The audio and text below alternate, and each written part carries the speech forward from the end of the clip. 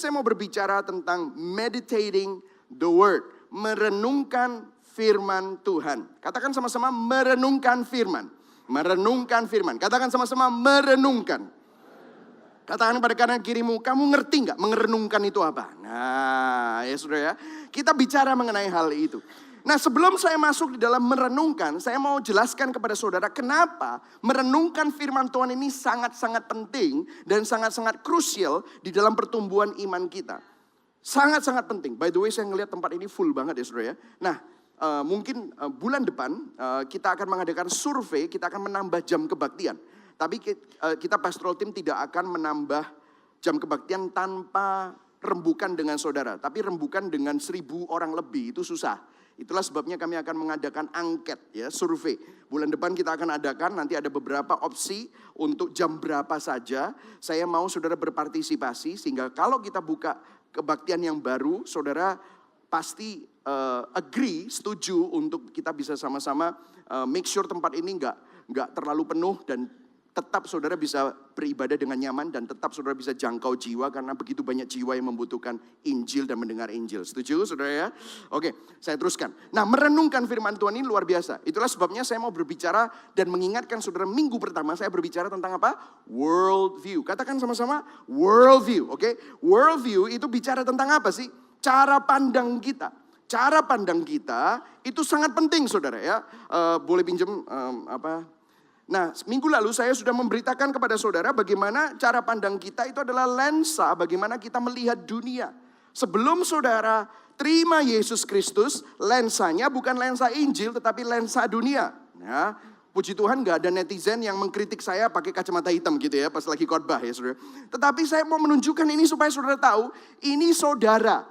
Sebelum saudara lahir baru di dalam Kristus. Yang saudara lihat adalah cara saudara melihat dunia, saudara melihat harga dirimu, saudara melihat apa yang berharga di sekelilingmu. Itu adalah world view. World view yang duniawi itu kita pakai dari kecil. Saudara lihat peer pressure, kenapa kok orang itu bisa merasakan ada sebuah tekanan di dalam sekeliling mereka. Karena peer pressure mereka value apapun dalam dunia ini dengan uang. Betul ya saudara ya? Dunia ini selalu value dengan uang, kesuksesan. Prestasi, jabatan, ya itu yang dilihat. Itulah worldview yang dunia. Jadi kalau saya bisa tulis di sini, kita bicara tentang worldview, ya. Nah, yang menyedihkan adalah waktu saudara lahir baru, waktu saudara sudah kenal Tuhan. Saya nggak mau pakai kacamata hitam terlalu lama, soalnya gelap saudara. Ya. Nah, worldview ini belum tentu berubah, saudara. Waktu saudara terima Yesus, waktu saudara lahir baru, worldview saudara itu belum tentu berubah. Nah begini, orang Kristen tidak otomatis memiliki worldview yang benar. Halo? Ya saudara ya. Ini bisa dikencengin dikit ya, volumenya. Soalnya saya mulai capek nih. Worldview saudara belum tentu worldview yang benar. Nah saudara harus tahu ini. Nah, kadang-kadang saudara saya ketemu sama banyak orang Kristen, saudara mereka bisa tahunan di dalam gereja. Dan mereka selama mereka menjadi orang Kristen, mereka belum tentu berubah cara pandangnya. Nah worldview dunia itu apa? Worldview dunia adalah, kalau saudara perhatikan ini hidup saudara. Worldview dunia adalah yang jadi porosnya adalah me, saudara. Ini adalah centernya itu adalah self-center. Betul ya saudara? Ini worldview-nya dunia. Nah ini dunia. Nah saudara perlu tahu, kalau kita tidak berubah dan kita pakai ini di dalam gereja, pakai ini waktu baca firman Tuhan, nah ini problem saudara. Karena saudara waktu dengar khotbah, saudara selalu tanya, apa yang aku bisa dapatkan dari gereja ini? Apa yang bisa aku dapatkan dari pelayanan ini? Apa yang bisa aku dapatkan dari relationship ini? Apakah itu menguntungkan aku? Kenapa? Karena yang menjadi poros dari worldview saudara adalah me. Aku, dan aku. Me, myself, and I. Inilah yang terjadi seringkali. Makanya saya bilang orang Kristen tidak otomatis memiliki worldview yang benar. Halo? Sudah setuju ya? Jadi ini yang terjadi. Orang itu bisa bertumbuh di dalam gereja, tetapi bertumbuhnya karena dia merasakan apa yang dia bisa dapatkan dari kekristenan untuk keuntungan diri sendiri. Saudara pernah ketemu sama orang Kristen yang kecewa? Pernah ketemu ya? Pernah ketemu sama orang yang kecewa sama hamba Tuhan, sama gereja, bahkan sama Tuhan. Halo, kenapa? Karena worldview-nya tidak berubah. Karena yang jadi senternya bukan Kristus, bukan Tuhan, tetapi dirinya sendiri. Halo. Itulah sebabnya di Roma 12 ayat 2 saya ingatkan kepada saudara. Minggu pertama kita sempat membahas ini sedikit. Kita baca sama-sama ya. 1, 2, 3. Janganlah kamu menjadi serupa dengan dunia ini, tetapi berubahlah oleh pembaharuan budimu. Maksudnya apa? Kamu tidak boleh sama dengan caranya dunia memandang. Tidak boleh ini terus. Tetapi berubahlah oleh pembaharuan budimu. Saudara. Nah, saudara perlu tahu Roma ini bicara sama orang Kristen yang ada di Roma. Jemaat Roma. Tulisan Paulus. Jadi Roma ini layak kita baca. Perlu kita baca terus. Kenapa? Karena ini untuk orang Kristen. Kenapa kok dia bicara seperti ini? Karena di Roma itu orang-orang Kristen dikelilingi oleh filsafat-filsafat dan kepercayaan dan worldview yang sangat duniawi. Sehingga Paulus bilang, kamu jangan sama seperti mereka. Kamu perlu berubah oleh pembaharuan budimu. Kamu tidak boleh terus-terusan, meskipun kamu orang Kristen, kamu sudah ditebus oleh Kristus, percaya Yesus Kristus. Tetapi kita harus berubah. Untuk kita tidak menjadi sama dengan dunia ini, yang pertama kali berubah bukan cara pakaianmu. Bukan kamu harus ibadah dulu. Yes, ibadah penting, saya nggak menentang ibadah. Bukan kamu harus pelayanan, no. Tetapi apa saudara? Berubahlah oleh pembaharuan budimu. Karena kalau kamu nggak berubah cara pikir, worldview sekali lagi, maka kamu tidak akan bisa mengerti kehendak Tuhan. Itulah sebabnya kalau saudara ingin tahu kehendak Tuhan, saudara ingin tahu supaya saudara berubah, saudara perlu memiliki biblical worldview. Nah ini tadi dunia, yang ini Bible, biblical. Ya. Nah saudara lihat ini kehidupan yang menjadi poros siapa saudara? Kristus, Christ. Sehingga inilah yang dinamakan gospel center. Nah, Injil. Inilah yang dinamakan Christ center. Sehingga saudara dan saya tidak lagi hidup menurut worldview-nya dunia. Waktu saudara dengar khotbah, khotbah itu bukan tentang kamu tetapi tentang Tuhan. Waktu saudara baca Alkitab, Alkitab itu bukan tentang kamu tetapi tentang Tuhan yang ditulis untuk kamu. Waktu saudara merenungkan firman Tuhan, saudara nggak mikir apa yang bisa aku dapat untuk tokoku. Bukan gitu saudara. Tetapi bagaimana tokoku memuliakan Tuhan. Apa yang bisa aku dapatkan supaya aku bahagia. Tetapi saudara lihat, apa yang Tuhan titipkan dalam hidupku supaya aku bisa memuliakan Tuhan. Sih beda saudara. Kenapa? Karena worldview saudara berbeda. Kalau yang dulu berpikir bahwa semua kekayaan, semua talenta, semua waktu itu milikku. Ini. Tetapi waktu saudara mulai baca Alkitab, merenungkan firman Tuhan. Tetapi tiba-tiba sekarang saudara sadar, semua ini titipan. Sementara mati telanjang, lahir telanjang, mati juga telanjang. Gak bisa bawa apa-apa, jadi debu. Berarti hidup kita di dunia ini hanyalah sementara. Maka semua yang kita miliki selama masih hidup di dunia itu hanyalah titipan, alat, sarana untuk memuliakan Tuhan.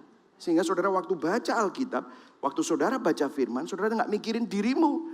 Tapi saudara memikirin Tuhan. Karena semuanya ini karena anugerah Tuhan. Saudara mulai menangkap saudara? Ya. Jadi kalau saudara ingin tahu dikatakan apa? Tetapi berubahlah oleh pembaruan budimu, baca yang kuning, 1, 2, 3. Sehingga kamu dapat membedakan manakah kehendak Allah, apa yang baik, yang berkenan kepada Allah dan yang sempurna. Nah ini loh saudara, luar biasa saudara. Kemampuan kita untuk mengetahui kehendak Allah itu sebanding dengan pembaharuan budi kita. Saudara kalau pakai ini, saudara nggak akan ngerti kehendak Allah. Karena saudara mikirkan kehendak dirimu sendiri. Tetapi kalau saudara berubah pakai world view-nya Alkitab, Christ-centered bukan self-centered. Waktu saudara mulai berubah, saudara merenungkan firman Tuhan, saudara akan menemukan, membedakan, mengetahui kehendak Allah. Apa yang baik, yang berkenan kepada Allah, dan yang sempurna. Itulah hari ini kita akan bicara ini. Orang Kristen yang merenungkan firman Tuhan akan mengalami pembaharuan budi. Yang setuju katakan amin. Sehingga memiliki biblical worldview. Christ-centered bukan self-centered, me-centered, tetapi gospel-centered. Porosnya Injil. Ayo kita baca sama-sama yuk. 1, 2, 3. Orang Kristen yang merenungkan firman Tuhan akan mengalami pembaruan budi. Sehingga memiliki biblical worldview. Christ-centered, gospel-centered saudara. Karena porosnya hidup itu bukan saudara. Saudara bayangkan ya kalau saudara kawin sama orang yang tentang dirinya sendiri. Wih, semua itu disedotin sama dia. Perhatian, cari perhatian, baper, caper, baper, nggak tahu apa lagi, bumper, semua ya. Yang semuanya untuk diri sendiri. Capek loh saudara ngomong sama orang yang kayak gitu. Betul ya saudara? Karena hidup ini seakan-akan seluruh dunia berputar di sekelilingnya dia. Dan dia yang menjadi center of attention. Saudara kita perlu berubah. Karena kalau tidak saudara akan tidak mengerti kehendak Allah. Nah itulah sebabnya hari ini kita bicara tentang meditating the word. Merenungkan firman Tuhan. Karena pada saat Anda merenungkan firman Tuhan terjadi perubahan pandangan. Perubahan. Kalau bahasa filosofinya presuposisi. Presuposisi saudara dibongkar dari cara dunia. Cara lama ini beda saudara. Cara lama itu harus berubah. Itulah sebabnya saudara perlu merenungkan firman Tuhan. Nah saudara mungkin kita being realistik ya. Karena selama 5 minggu ini saya ketemu sama banyak orang tentang khotbah berseri. Mereka bilang, Pak khotbah berserinya bagus luar biasa. Wow terima kasih puji Tuhan semua. Soli Deo Gloria untuk kemuliaan Tuhan gitu ya. Saya bisa ngomong gitu terus habis itu. Tapi boleh jujur gak Pak? Nah ini jujurnya ini saudara. Nah, ya jujur. Wangel Pak, susah untuk saya ini merenungkan firman. Saya ini susah merenungkan firman. Malah merenungkan firman itu adalah obat tidur buat saya. Ya, obat tidur buat saya. Jadi kalau saya mulai susah tidur, saya baca firman, tidur langsung. Makanya kadang-kadang saya ini ke gereja, itu seneng juga.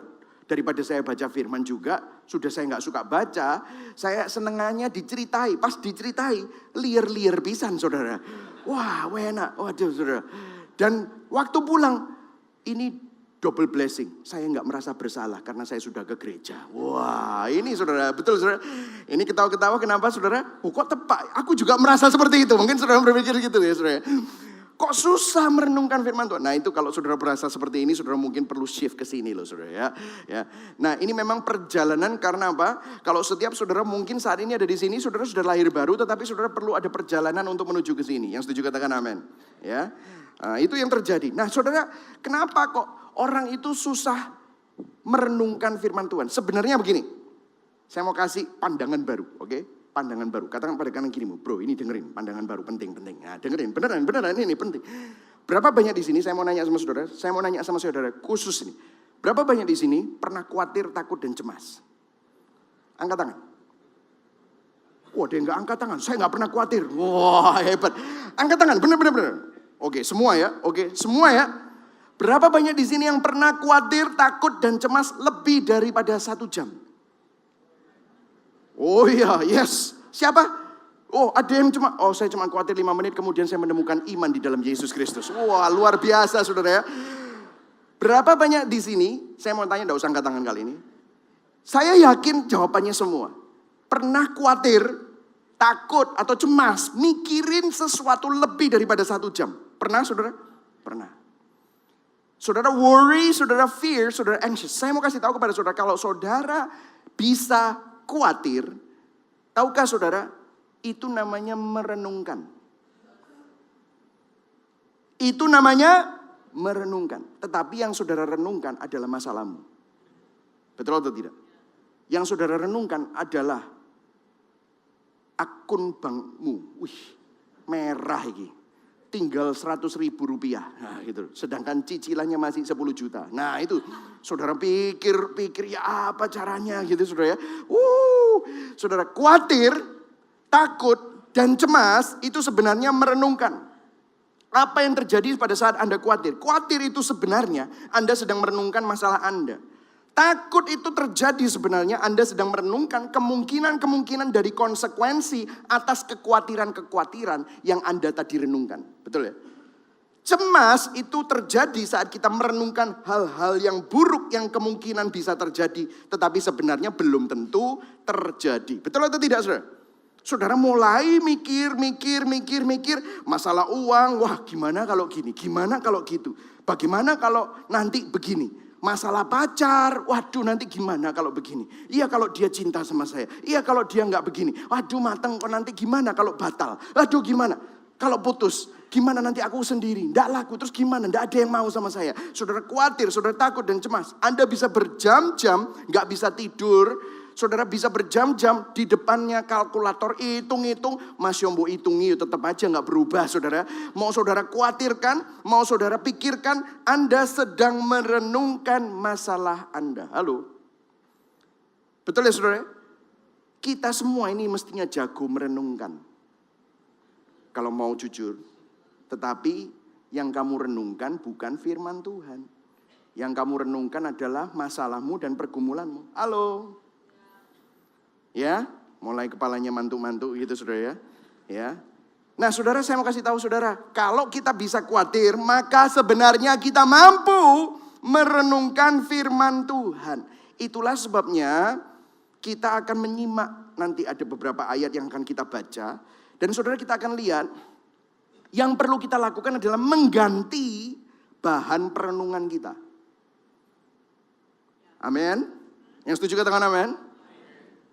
Jadi kita ini mesti ganti bahan yang kita renungkan. Kadang-kadang yang kita renungkan adalah masalah. Yang kita renungkan adalah pergumulan dan semua problema kita.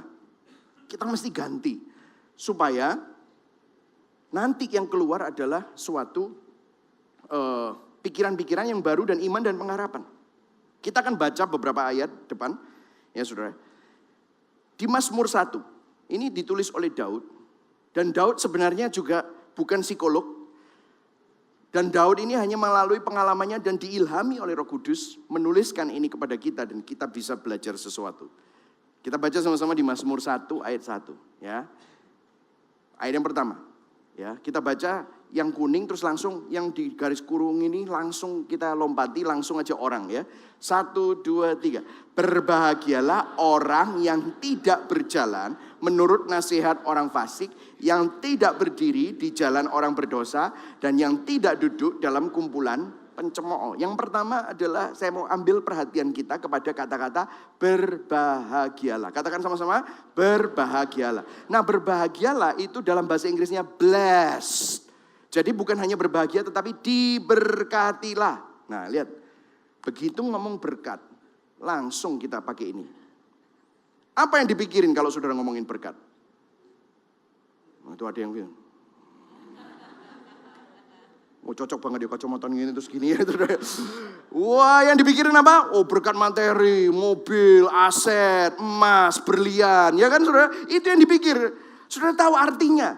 Makanya LAI ini cukup bijaksana, dia nggak pakai diberkatilah tetapi berbahagialah. Karena kata-kata sebenarnya itu di dalam bahasa Inggris itu dalam bahasa Ibrani adalah asher. Yang dipakai juga berbeda dan di dalam bahasa di dalam bahasa Yunaninya itu berbahagialah itu adalah di Matius 5. Bless, ada 10 berbahagialah. Berbahagialah orang yang menangis karena dia yang mempunyai kerajaan Allah. Itu Yesus pernah khotbah di bukit. Dan ada 10 kata berbahagialah. Itu dipakai sama dengan ini. Yaitu asher dan makarios. Yang artinya apa? Being fortunate and privileged to receive divine favor. Artinya apa? Menjadi beruntung. Bayangkan saudara.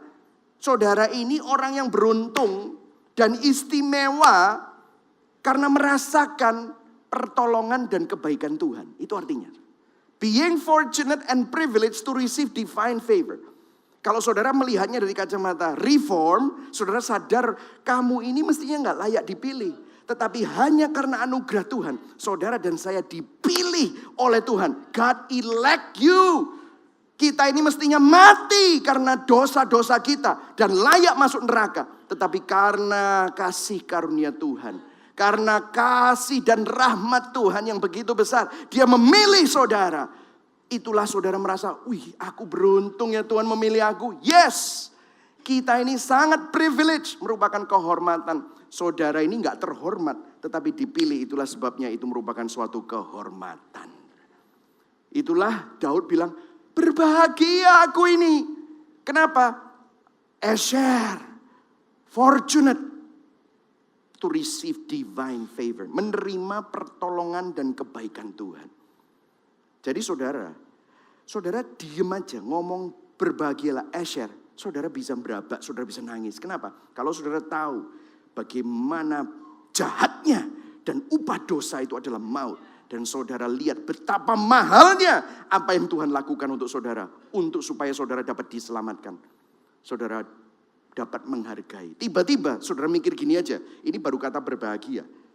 Saudara mikir begini aja. Tiba-tiba masalah uang. Masalah suami istri. Masalah anakku. Masa Tuhan gak peduli. Masa begitu aja aku sudah mulai kecewa sama Tuhan. Halo? Saudara melihat? Berbahagialah. Bukan diberkatinya secara materi. Tetapi kita merasa bahwa wow, saya ini spesial, saya ini beruntung. Karena merasakan pertolongan kebaikan Tuhan. Nah dikatakan di sini ada kata-kata 3 hal. Ada kata-kata tidak. Ada 3 tidak di sini. Apa? Yang pertama, orang yang tidak berjalan menurut nasihat orang fasik, yang tidak berdiri di jalan orang berdosa, dan yang tidak duduk dalam kumpulan pencemooh. Kalau saya bisa perhatikan di sini, Daud ini luar biasa puitisnya ya. Tetapi dia bilang ini ada sistemnya. Saudara tahu yang pertama adalah tidak berjalan, berdiri, dan duduk. Saudara lihat ada 3 hal. Kalau saudara perhatikan di sini, berdiri, berjalan, dan duduk. Ini suatu progres. Progres ini artinya apa? Semakin dan semakin dan semakin. Gini ya saudara. Masalahnya begini. Kalau saudara perhatikan. Kita ini kalau misalnya kumpul sama orang. Saudara perhatikan. Waktu saudara masih berdiri. Berdiri sama orang-orang tersebut. Saudara misalnya ada orang-orang ngerumpi. Terus saudara nimbrung. Saudara berdiri dengerin. Wah ini kok seru juga ya. Wah ketawa-ketawa. Saudara dengerin kata-katanya gitu ya. Saudara akan sadar bahwa saudara ini mestinya masuk di dalam lingkungan itu atau tidak. Tetapi kalau saudara mulai membiarkan dirimu untuk mulai berdiri dengerin, nanti saudara mereka ngajak jalan dan saudara mulai jalan. Dan nanti lama-lama saudara setuju, saudara duduk sama mereka. Maka apa yang terjadi, pengaruh-pengaruh itu bukan hanya mulai saudara dengar saja. Tetapi saudara mulai ngangguk-ngangguk dan akhirnya menyetujui. Kalau saya bisa kasih progresinya seperti ini. Mendengar, mengikuti dan menyetujui. Saudara tahu ini berbicara mengenai progression. Apa yang iblis lakukan dalam hidup kita. Saudara tahu dunia ini sedang berusaha untuk membuat saudara ini tersesat.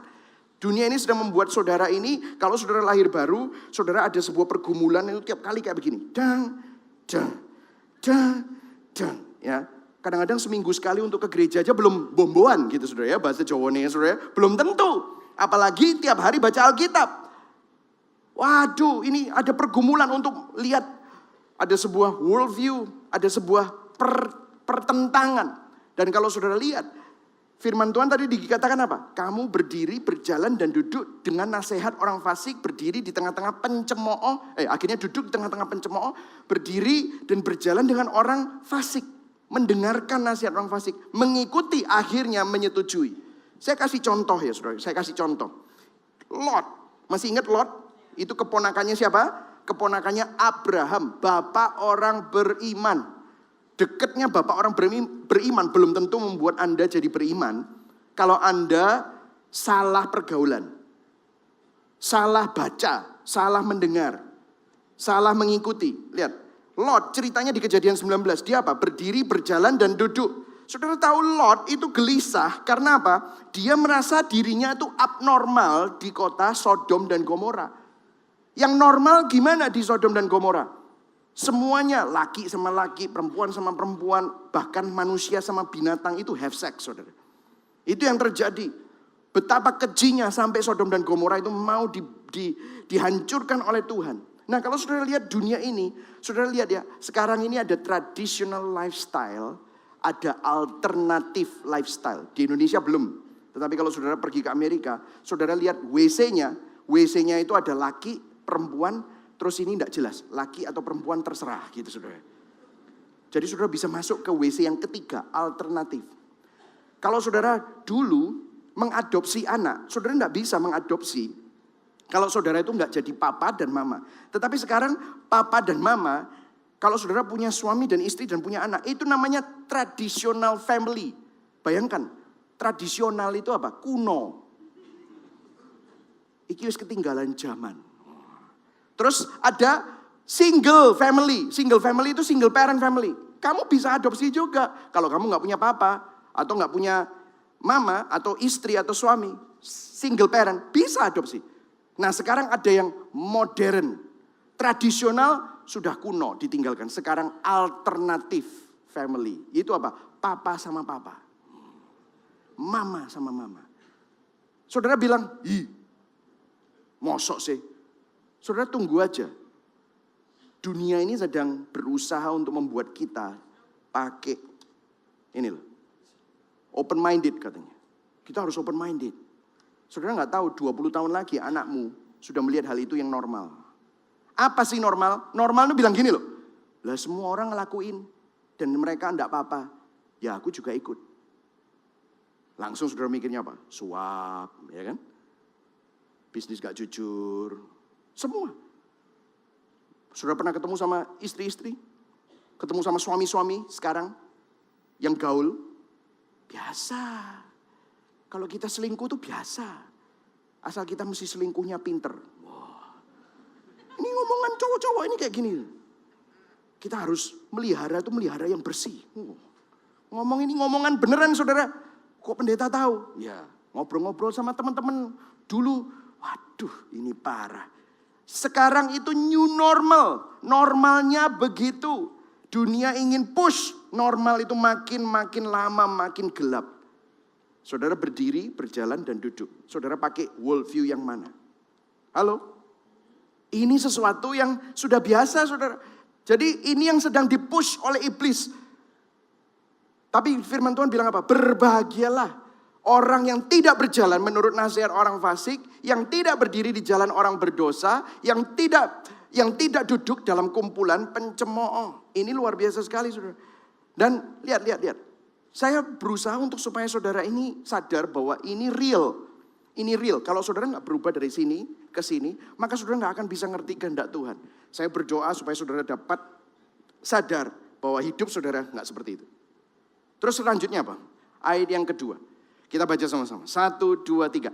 Tetapi, ayo semuanya 1, 2, 3. Tetapi yang kesukaannya ialah Taurat Tuhan dan yang merenungkan Taurat itu siang dan malam. Saya akan bahas satu-satu. Kesukaannya, terus saya akan bahas Taurat, dan saya akan bahas yang merenungkan. Oke, 3 hal ini ya. Terus nanti kita lihat ayat ketiganya adalah efeknya. Oke, efeknya. Nah saudara lihat kesukaannya. Katakan sama-sama kesukaannya. Bahasa Inggrisnya adalah his delight. Kesukaannya. Saudara delight. Itu suka sesuatu ya. Nah kesukaannya dikatakan apa? Merenungkan firman Tuhan. His delight. Saudara saya mau kasih tahu kepada saudara. Ada orang yang bilang begini. Tapi masalahnya saya gak suka bocor. Masalahnya saya gak suka merenungkan firman Tuhan. Nah saudara saya mau kasih tahu. Kesukaan itu bukan langsung terjadi. Kesukaan itu dipelajari. Kesukaan itu ada kesengajaan. Saya kasih contoh, ini gambarnya apa belakangnya? Kopi. Oke, saya ini dulu nggak suka kopi, saudara. Terus habis itu karena saya tinggal di Seattle, oke, di Seattle 10 tahun. Jadi saya dulu sebelumnya sekolah di Purdue University di Indiana. Nah di Indiana itu bukan kota kopi. kota steak, ya babi dan sapi di sana. Wah, makan steak di sana enak, saudara. Tetapi begitu saya sampai Seattle, pergi kemana-mana saya ngelihat kedai kopi. Setiap satu blok ada kedai kopi. Dan saya mulai ngelihat, wah orang itu latte art luar biasa bagusnya. Nah sekarang di Surabaya seneng kopi, ke Malang seneng kopi. Wah di mana-mana ada kopi. Saudara lihat ya, orang itu belum tentu suka kopi. Tetapi ketemu sama apa? Orang yang suka kopi.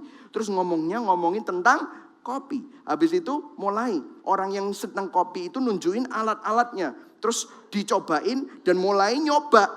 Dan waktu mulai bikin kopi, wih keren ya, dicoba. Apa iki pahit? Oh, enggak ngerti kamu. Wah, ini enak ini. Oh, kerasa bodine. Wah, sampai kuping iki kerasa. Wih, minum kopi bisa sampai kuping, saudara ya, luar biasa. Wah, ini baunya, saudara, bau, coba bau. Wah, enak ya, saudara. Waktu saudara minum kopi, saudara yang susah konsentrasi tiba-tiba jadi deng gitu, saudara ya. Bisa bangun. Dan saudara, gara-gara kopi, saudara mulai suka. Terus saudara mulai ikutan beli. Ada kaosnya, without coffee I am dead, gitu saudara ya.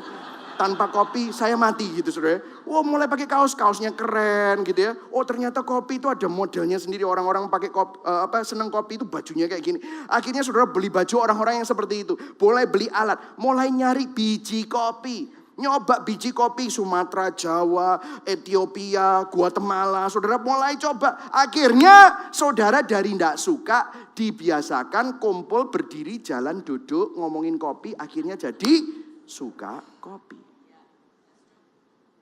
Sama ya sepedaan. Mau tak ulang lagi? Podoy. Mau lari maraton. Mau tak ulang saudara? Saya ulang semua. Podoy saudara. Ya tuh. Ada orang hobi jeans, ada orang hobi sneaker, ada orang hobi sepeda, ada orang hobi lari, ada orang hobi fashion, ada cewek-cewek hobi tas. Semuanya begitu. Dulu ya enggak peduli sama tas. Beli di Tanggulangin sudah happy. Sekarang, harus beli di Paris gitu, Paris, harus perlu yang Paris, saudara. Itu kenapa? Kesukaannya itu dipelajari. Halo? Kesukaannya adalah firman. Saya mau kasih tahu ya, ada sebuah teori. Dan ini Daud udah ngerti teori ini. Zaman dulu, tapi melalui ilham Roh Kudus dia sudah ngerti. Sekarang dokter saraf, dia bilang begini, neuroplasticity. Sudah tahu neuroplasticity? Itu adalah, nih saya sampai tulis, neuroplasticity. Oh saya nggak tulis. Oke, neuroplasticity adalah bagaimana saraf otak kita mulai membuat jalan yang baru karena saudara mengalami kebiasaan yang selalu diulang-ulang sehingga otak saudara itu membangun jalan raya yang baru sehingga saudara tiba-tiba menjadi mempunyai kebiasaan dan kesukaan yang baru. Saudara lihat kenapa saya pakai gambar ini? Saudara lihat gambar ini apa sih? Gambar apa sih? Jalan setapak. Saudara lihat ya, ini ada jalan setapak. Saudara tahu nggak zaman dulu jalan setapak ini terjadinya bagaimana? Gimana ada jalan setapak? Dijalanin terus menerus. Dulu ada nggak jalan setapak? Kalau nggak pernah dijalanin, nggak ada. Kenapa kok terjadi jalan setapak? Karena ada orang yang jalan di sana, terus dia suka lewat situ. Apa yang terjadi? Dia bawa parang atau dia bawa sabit atau apapun. Kalau ada semak belukar dipinggirkan. Makanya orang bilang kalau misalnya pertama kali buka jalan namanya babat alas. Betul ya saudara? Jalan di sana. Diterusin, ada orang yang ikut. Besok dia jalan situ lagi, besok dia jalan situ lagi, besok jalan situ. Terjadilah jalan setapak. Dan kalau memang rutenya bagus dan saudara terus-terusan ke sana, lama-lama jalan itu jadi jalan raya. Itulah cara otak kita memproses segala sesuatu. Halo? Yang tadinya nggak suka kopi, karena saudara mulai suka kopi, saudara dengerin orang suka kopi, saudara ngerasain kopi buatan orang lain, saudara mulai bikin jalan setapak. Saudara mulai beli biji kopi, saudara mulai beli alat-alat untuk bikin kopi, saudara mulai merasakan ngebrew kopi sendiri dan setiap pagi minum lama-lama jadi jalan raya. Halo, ngerti ya saudara ya? Inilah neuroplasticity. Jadi kalau saudara melihat firman Tuhan itu jelas sekali. Dikatakan bahwa yang kesukaannya ialah Taurat Tuhan. Wow, luar biasa. Kesukaan, jadi dari tidak suka jadi kebiasaan, akhirnya jadi kesukaan. Ada orang yang bilang begini kan, aku kalau nggak minum kopi nggak enak sekarang. Ada orang yang bilang gini, aku sekarang kalau nggak lari pagi nggak enak. Betul? Aku kalau nggak sepedaan nggak enak. Jadi kesukaan, malah jadi naturnya dia. Halo, mulai nangkep? Jadi kalau saudara bilang, aku nggak suka, ya dibiasakan. Belajarlah. Saudara pandang Kristus, nanti saudara akan suka. Lama-lama saudara akan menjadi kebiasaan untuk memandang Kristus dan melihat janji-janji firman-Nya. Saudara akan mulai suka. Saya nggak bisa sekarang kalau nggak mikirin tentang Yesus. Nggak mikirin tentang Tuhan. Nggak mulai renungan. Nggak bisa. Kenapa? Karena dulu saya nggak suka. Sekarang saya mulai. Saya suka dan saya cinta. Dan saya nggak bisa hidup tanpa dia. Halo. Nah, mungkin saudara tanya, tapi saudara baca tadi barusan Taurat Tuhan. Itu maksudnya apa pastor? Kok Taurat? Dalam perjanjian baru, ini perjanjian lama saudara. Masih ingat ini? Old Testament dan New Testament. Dikatakan Old Testament is a New Testament concealed. Artinya apa? Perjanjian lama adalah perjanjian baru yang belum diungkapkan. Perjanjian baru adalah perjanjian lama yang sudah disingkapkan. New Testament is Old Testament revealed. Maksudnya apa? Begini saudara, saya mau kasih tahu kepada. Baca perjanjian lama dengan wawasan perjanjian baru. Baca perjanjian baru dengan wawasan perjanjian lama. Jadi waktu saudara baca Taurat Tuhan, saudara perlu ngerti. Yang dimaksudkan pada waktu itu Daud karena dia belum tahu dan dapat melihat perjanjian baru. Dia belum melihat Yesus. Kalau Daud sekarang di surga melihat kita semua, dia ngiri. Kenapa? Karena dia nggak bisa seperti itu. Jadi waktu saudara bicara tentang Taurat, Charles Spurgeon sangat luar biasa. Dia berkata begini, the law drive us to accept Christ. Hukum Taurat sebenarnya mendorong kita kepada Kristus untuk menerima Kristus. Apa yang hukum Taurat tidak dapat lakukan, Yesus sudah selesaikan. Hukum Taurat menuntut kebenaran, tetapi Kristus memberikan dan menyediakan dan mengimputasikan dan menyuntikkan kebenaran kepada kita. 2 Korintus 5 ayat 21 berkata, dia yang tidak mengenal dosa, dia sang firman, menjadi dosa supaya kita yang berdosa menjadi kebenaran Allah di dalam Kristus Yesus. We are the righteousness of God in Christ. Jadi kalau kita disuruh merenungkan Taurat Tuhan di dalam bahasa perjanjian baru, itu artinya merenungkan Injil, merenungkan firman Kristus. Iman datang dari pendengaran dan pendengaran akan firman Kristus. Roma 10 ayat 17. Jadi waktu kita bicara tentang merenungkan Taurat, itu adalah merenungkan firman Kristus dan Injil. Karena Taurat semua itu adalah bayangan. Di Ibrani ditunjukkan bahwa bayangan, Ibrani 10 adalah bayangan yang akan datang. Siapa yang akan datang? Yesus Kristus. Jelas ya saudara ya? Jadi kalau ngomongin Taurat itu bukan ngomongin hukumnya harus legalistik. Bukan. Tapi kita bicara tentang Kristus. Yang setuju katakan amin. Ya, ini jelas banget ya. Nah, kita teruskan, oke? Sudah diberkati hari ini? Sudah diberkati hari ini? Oke.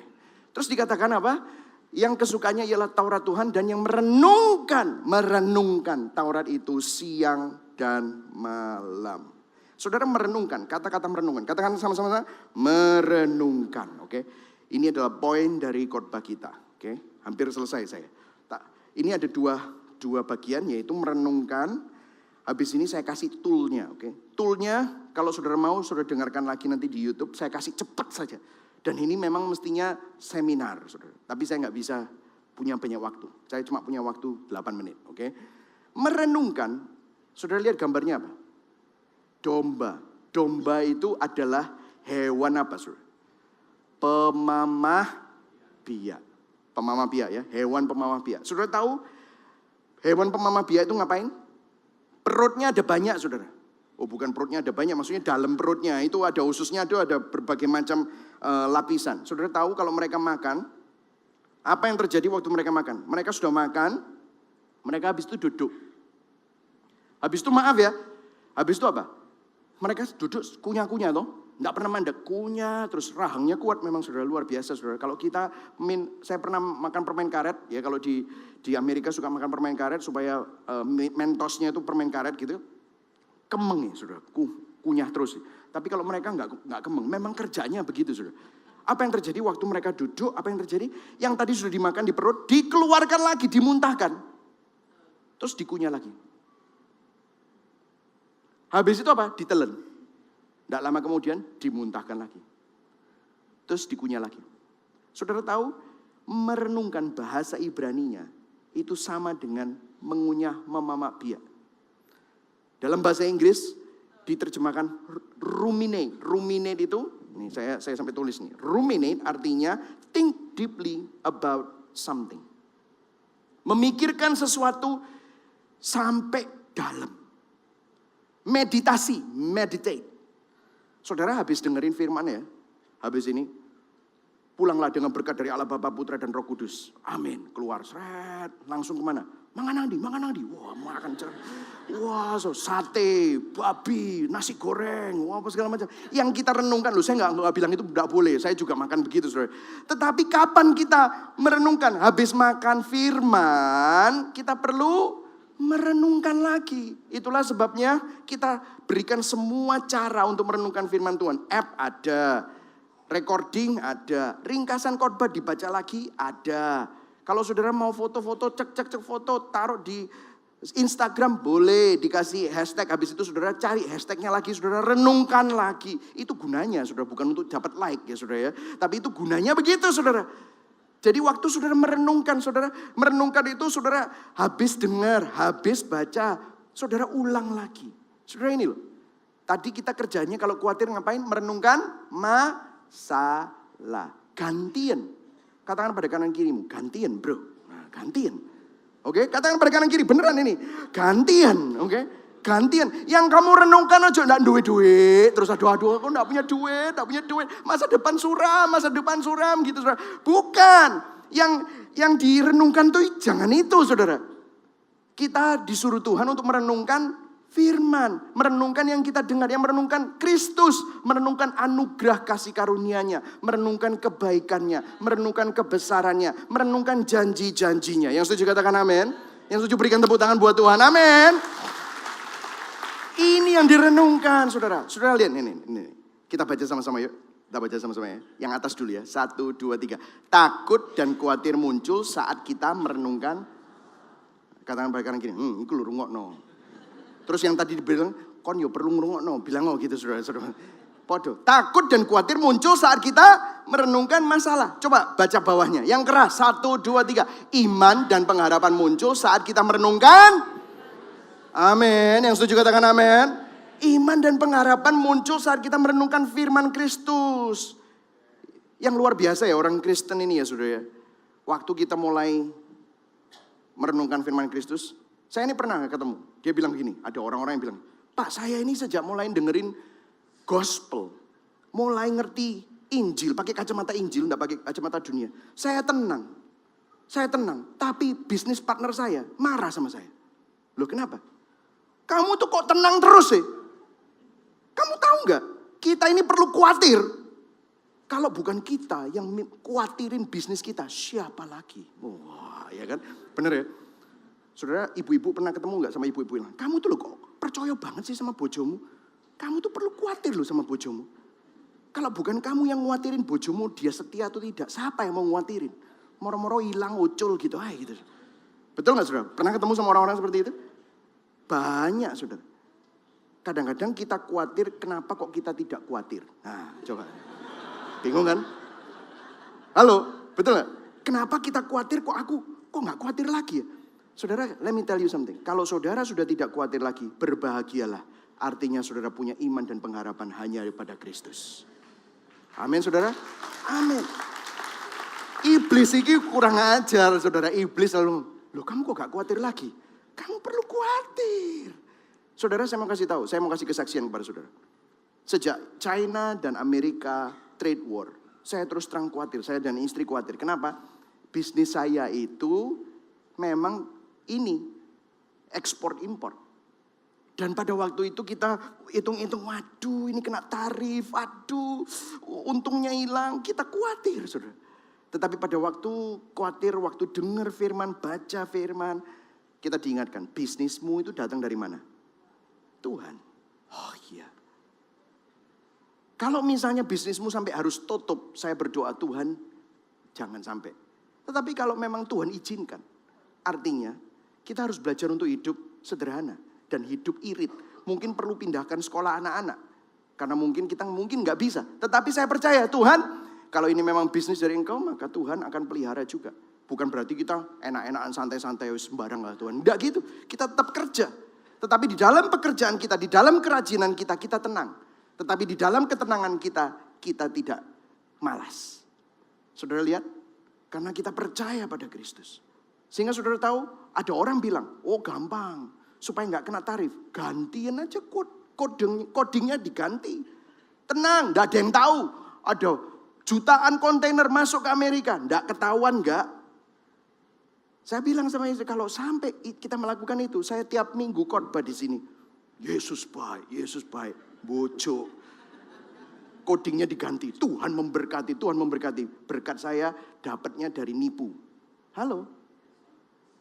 Saya enggak bisa itu. Kita harus tahu bahwa, ada yang nanya sama saya, loh Pak kalau enggak bisanya proyek ini gimana? Kalau enggak main kotor enggak dapat proyek. Saya tanya, hidupmu tergantung Tuhan atau tergantung proyek? Loh kalau gitu lah gimana? Saya enggak dapat proyek.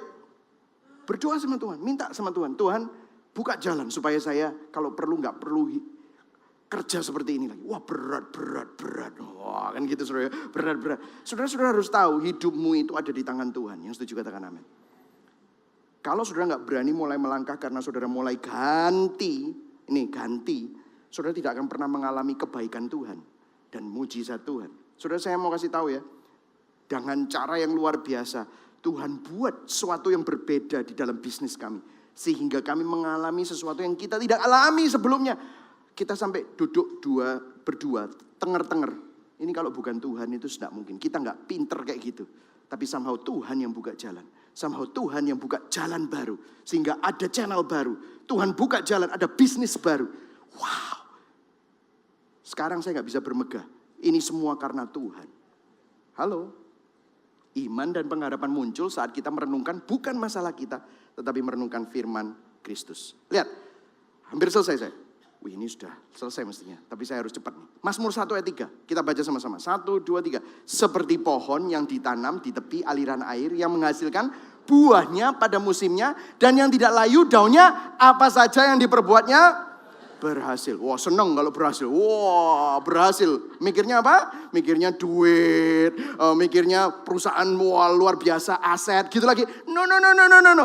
Awalnya berbahagialah itu apa? Karena merasa istimewa, beruntung karena ditolong dan mengalami kebaikan Tuhan. Berhasilnya kita berhasil mendapatkan semua itu tuh, aduh Tuhan luar biasa. Itu loh maksudnya.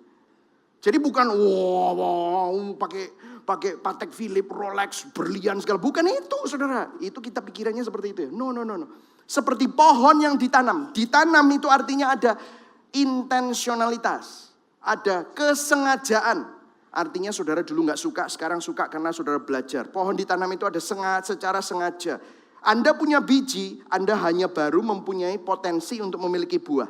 Tetapi biji itu perlu ditanam seperti pohon. Jadi pohon nanti perlu waktu sehingga pohon itu akan bertumbuh di tepi aliran air. Aliran airnya itu apa? Injil, firman Kristus ditanam itu direnungkan. Berhasil di sini bukan duitnya tetapi mengenal kehendak Tuhan. Berubahlah oleh pembaharuan budimu supaya kamu mengenal, membedakan manakah kehendak Allah, apa yang baik, berkenan dan yang sempurna. Saya kasih secara cepat ya saudara, secara cepat. Alkitab isinya itu ada 3. Isi model Alkitab itu 3. Yang pertama adalah 43% dari isi Alkitab itu narasi. 33% isinya puisi atau nyanyian, yaitu Mazmur, pengkhotbah. Dan ada 24% yang ada di Perjanjian Baru, isinya surat. Surat Paulus, surat Yohanes, surat Petrus, surat Yakobus, dan 4 Injil. Nah, kenapa kok 43% itu narasi? Narasi itu cerita. Ceritanya ada apa? Ada sejarah, ada perumpamaan, ada biografi, ada tentang Yunus, ada tentang Nuh, ada tentang Samson, ada tentang Esther, Yakub, Abraham. Nah, kalau saudara ngomongin sejarah, sejarah itu bukan jadi doktrin. Kalau saudara lihat Yakub istrinya 4, saudara nggak bisa bilang, wah enak yo aku 4 istri ayo, gitu saudara. Karena Yakub boleh. Ini cerita dan sejarah. Bukan kita disuruh tiru dia. Tetapi justru melalui sejarah, melalui perumpamaan, melalui biografi, hidup mereka, kelemahan mereka, ketidaksempurnaan mereka diekspos. Menunjukkan bagaimana mereka bergumul juga meskipun mereka tokoh-tokoh Alkitab. Ternyata pergumulan tokoh Alkitab itu sama dengan saudara dan saya. Jadi waktu saudara melihat Samson yang gampang sekali tergoda, saudara juga melihat dirimu yang gampang sekali tergoda oleh dunia ini. Waktu saudara melihat Yakub atau Ishak yang suka sekali bohong, mungkin saudara suka bohong untuk menutupi sesuatu dalam hidupmu. Disinilah saudara lihat, waduh ternyata aku pergumulannya sama ya sama Ishak. Pergumulannya sama dengan tokoh-tokoh Alkitab. Kita tidak disuruh seperti mereka, tetapi kita suruh melihat bahwa diri mereka dan kita ada banyak kesamaan. Tetapi yang perlu kita lihat adalah Tuhan yang tetap memakai mereka meskipun mereka tidak sempurna dan lemah. Tuhan tetap memberikan anugerah kepada mereka meskipun mereka itu penuh dengan dosa seperti saudara dan saya. Dan itulah yang menjadi prinsip bahwa meskipun kamu itu tidak layak, tetapi Tuhan tetap pilih kamu bukan karena perbuatanmu, tetapi semata-mata karena anugerah Tuhan. Itulah yang menjadi intinya. Jadi setiap kali saudara baca Alkitab, saudara melihat seperti kaca, cermin. Oh Tuhan, aku ini seperti ini. Dan saudara melihat Kristus yang merupakan penggenapan. Karena Kristus adalah sosok yang akhirnya menemukan kegenapan semua perjanjian lama. Digenapi melalui rencana penebusan Allah di dalam Kristus. Saya kasih beberapa prinsip ya saudara ya. Jangan membuat doktrin semata-mata berdasarkan pada peristiwa sejarah. Contoh. Markus 1 ayat 35. Pagi-pagi benar, waktu hari masih gelap, ia bangun dan pergi keluar. Ia pergi ke tempat yang sunyi dan berdoa di sana. Anda tidak dapat mengubah kisah tentang kapan Yesus berdoa menjadi perintah atau doktrin tentang kapan kita harus saat teduh. Makanya doa itu harus pagi seperti Yesus. Karena disitulah Tuhan menjawab segala doamu. Saudara, saya mau kasih tahu, pagi doa enak memang karena sunyi. Tapi pagi di sini itu siang di Amerika. Jadi kalau Tuhan cuma visit orang yang di Indonesia, lah di Amerika mesti nunggu besoknya saudara. Saudara, itu bukan karena apa? Zaman itu Roh Kudus Pentakosta belum datang. Tetapi sekarang Roh Kudus tinggal di dalam kita. Jadi saudara mau doa siang, pagi, sore, maghrib, azan, semua kapan saja, di mobil, di kamar mandi, di mall, dimanapun saudara berada, semestinya Tuhannya tetap sama. Dia bisa mendengar saudara dan dia tetap bersama dengan saudara. Yang setuju katakan amin. Jadi tidak bisa saudara pakai hal-hal seperti ini untuk dijadikan suatu prinsip yang dipaksakan saudara. Jangan menafsirkan ayat-ayat Alkitab berdasarkan pengalaman pribadi. Oh, waktu itu aku puasa makanya aku mendapatkan terobosan. Oh, waktu itu aku puasa sampai 40 hari tidak makan. Seperti tadi kata Pak Haryadi. Memang dokter bisa bilang 40 hari nggak makan masih bisa hidup.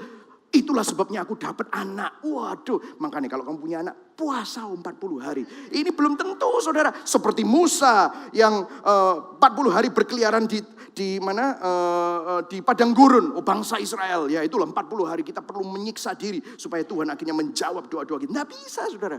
Justru terbalik. Sebagai gantinya tafsirkan pengalaman pribadi berdasarkan ayat-ayat Alkitab. Pakai exegesis, menarik keluar teks kebenaran yang Allah tempatkan di sana. Bukan exegesis, punya ide sendiri, punya cara pikir sendiri, terus cari ayat untuk digatuk-gatuk, no cocokologi, saudara. Nggak bisa. Inilah yang terjadi kebanyakan orang, saudara ya. Saya kasih beberapa prinsip ini cepat aja. Nanti kalau saudara mau dengar, saudara bisa dengar lagi di YouTube, oke saudara ya. Ini beberapa prinsip merenungkan firman. Baca ayatnya berulang kali. Diulang. Nggak ngerti aku, baca ayat sebelumnya, baca ayat sesudahnya, baca parekopnya. Satu pasal, baca, temukan konteksnya. Kalau bingung bahasa Indonesia, baca terjemahan bahasa lain. Saudara tahu komentar yang terbaik? Alkitab adalah komentar yang terbaik bagi dirinya sendiri. Jadi biarlah Alkitab menjelaskan Alkitab. Ini saya kasih contoh ya saudara ya.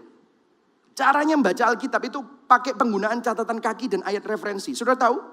Alkitab saudara yang tanpa concordance dan tanpa tanpa studi Bible, itu semua misalnya saudara baca terus ada tulisan kecil A.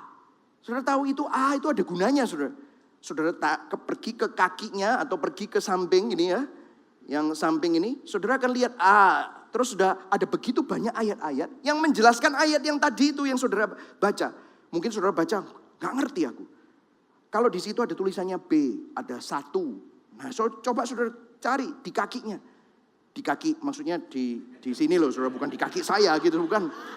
Di dalam bukunya itu ada catatannya. Cari, ternyata di situ ada ayat-ayat lain yang mirip dengan yang baru saudara baca. Saudara buka. Ternyata di sana jauh lebih jelas konteksnya. Sehingga saudara apa? Selalu menafsirkan ayat-ayat yang tidak jelas dalam terang ayat-ayat yang jelas. Tadi di sekali selamat tetap selamat itu dijelaskan bagaimana dengan Ibrani 6. Ada orang yang kelihatannya kehilangan keselamatan. Nah, itu satu ayat dibandingkan 70 ayat mengenai keselamatan yang aman di dalam Yesus. Artinya kalau 70 banding 1, jangan-jangan artinya bukan kehilangan keselamatan. Nah, ini kita bicara mengenai waktu baca Alkitab ini caranya begini, saudara. Nah, ini salah satu contoh beberapa lagi. Kalau misalnya saudara nemu misalnya tentang darah dan air, itu di sana tulisannya 1A. Nah, saudara ke sini, 1A itu apa? Terus kalau di sini punya studi Bible, di sini dijelaskan tentang ayat 34 tentang darah dan air itu apa di sini. Nih, satu perikop ini menjelaskan tentang darah dan air, dan ayat-ayat lain yang membicarakan tentang darah dan air ada di sini. Ini tentang Ibrani 9 ayat 12. Di sini ada E. Nah, kita lihat ayat 12. Ayat 12 itu apa saja ayat-ayat lain yang menjelaskan ayat 12. Di sini ayatnya. Ini ayat 12 di sini. Ayat 14 juga di sini. Ini tentang semua tentang darah Kristus dijelaskan semua. Itulah sebabnya kalau saudara baca Alkitab, bacalah yang teliti. Nanti saudara terus renungkan. Dipikirin lagi. Tuhan luar biasa. Makanya saudara, saya dulu gak suka baca. Sekarang jadi kesukaan saya. Daripada saudara ngerenungin nasibmu, daripada saudara ngerenungin kejombloanmu, renungkan firman Tuhan. Nanti ketemu sama cowok atau cewek yang sama-sama merenungkan firman Tuhan. Wih, kok klop ya? Wah. Ketemu sama jodoh yang tepat. Daripada cari-cari gak jelas. Yang setuju katakan amin. Yang amin ini yang jomblo-jomblo ya saudara ya. Amin saudara. Nih saya kasih beberapa contoh. Yang 3 itu bahasa Inggris, yang bawah bahasa Indonesia. Saya kebanyakan membaca yang bahasa Inggris ya. Studylight.org, blueletterbible.org, biblehub.com, sabda.org. Tetapi kalau saudara baca ini semua, kadang-kadang saudara masih bisa tersesat. Karena komentari-komentari itu kadang-kadang kunyahannya orang lain. Dengarkan saya. Waktu saudara mengunyah, itu kunyahannya orang lain ditulis, dijadikan komentari. Tetapi saya berdoa, saudara perlu mengunyah sendiri. Atau mungkin saudara bingung. Saudara gak ketemu jawabannya, saudara udah nyari, tetap bingung. Ini saya kasih step lagi. Bergabung dalam komunitas Injil namanya Gibeon Care Group. Mendiskusikan firman Kristus. Loh beneran ini saudara. Beneran. Sehingga saudara itu waktu baca, bingung, saudara bisa tanya care group leader saudara. Penting banget. Gak bisa jadi orang Kristen sendirian yang cuma seminggu sekali ke gereja. Saudara butuh sebuah komunitas yang akan menguatkan saudara. Yang setuju katakan amin. Inilah yang menjadi inti dari perenungan kita. Ada satu ayat yang mirip di Yosua 1 ayat 8. Ayo kita baca sama-sama ya. 1, 2, 3. Janganlah engkau lupa memperkatakan kitab Taurat ini. Ya, stop ya. Kitab Taurat kita bicara tentang firman Kristus dan Injil. Amin ya. Memperkatakan kenapa? Saya kalau baca sekarang kadang-kadang perlu imi-imi. Gak baca dalam hati. Tetapi supaya apa? Waktu saya ngomong itu. Allah turut bekerja dalam segala sesuatu. Segala sesuatu Tuhan bekerja. Untuk mendatangkan kebaikan. Meskipun sekarang aku belum bisa melihat kebaikannya. Allah turut bekerja dalam segala sesuatu. Segala sesuatu. Tapi aku ini mau nangis. Kenapa? Susah hidupku. Tapi di dalam kesusahanku, katanya firman Tuhan apa? Segala sesuatu. Ada kebaikan. Dikatakan, iman datang dari pendengaran. Pendengaran akan firman Kristus. Kuping saudara perlu dengar apa yang saudara perkatakan supaya masuk dalam hati. Nanti saudara ingat lagi, Allah turut bekerja di dalam segala sesuatu. Yes, I believe it, Lord. Sekarang jalan buntu, tapi aku tahu, sepertinya aku gak bisa kerja, tapi Allah tetap kerja. Dalam segala sesuatu. Sakit, kena vonis, apapun, Allah tetap bekerja. Dalam segala sesuatu. Dalam apapun yang aku alami. Amin, saudara. Jangan engkau lupa memperkatakan firman Kristus. Wow. Tetapi renungkanlah itu siang dan malam. Supaya engkau bertindak hati-hati sesuai dengan segala yang tertulis di dalamnya. Sebab dengan demikian perjalananmu akan berhasil. Berhasil bukan pakai ini lagi ya.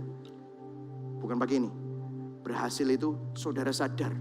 Oh, aku itu terhormat, istimewa Tuhan. Aku mestinya gak bisa. Tapi dikasih divine favor. Dikasih rahmat, pertolongan, kebaikan Tuhan. Dan engkau akan beruntung. Saudara akan menemukan kehendak Tuhan.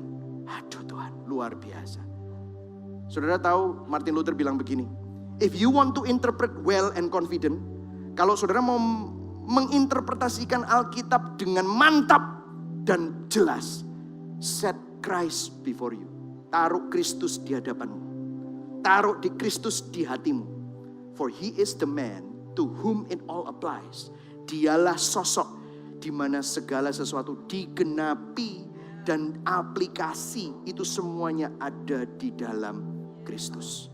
Waktu saudara lihat firman Tuhan dengan kacamata Injil, saudara akan melihat, wow, Kristus itu baik. Kebesarannya luar biasa. Anugerahnya luar biasa. Sehingga waktu saudara lihat Kristus melalui firman-Nya, saudara lihat masalahmu tidak ada artinya dengan kebesaran Kristus. Yang setuju katakan amin. Ayat yang terakhir ya saudara. Boleh ya saudara? Mau ya? Efesus 3 ayat 20. Ini boleh direnungkan setiap hari. Coba. Saya kasih contoh ya. Kalau baca tuh kayak gini. Bagi dialah. Hidupku ini bagi siapa sih? Bagi Tuhan.